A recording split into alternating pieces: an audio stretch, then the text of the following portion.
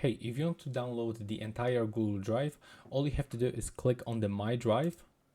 From here, click on this one and scroll all the way down until you reach the bottom of the list. As you can see, here I am, and now you will have to click on one of the files, for example, on the last one with the left mouse button, and then click on your keyboard the Control button and A. And after a few seconds, you will actually find information that you successfully select all files. And now to download them, you will have to click on the three dots right here and select download. And now in the right bottom corner, you can find the downloading process. Currently, it is actually zipping the 110 files. And after this, we'll be able to actually locate these files in our downloads.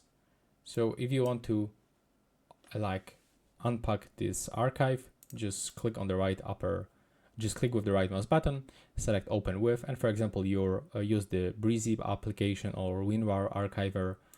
And from this, just select and extract everything from this one. So that's all right now. Please subscribe to my channel and see you in the next one.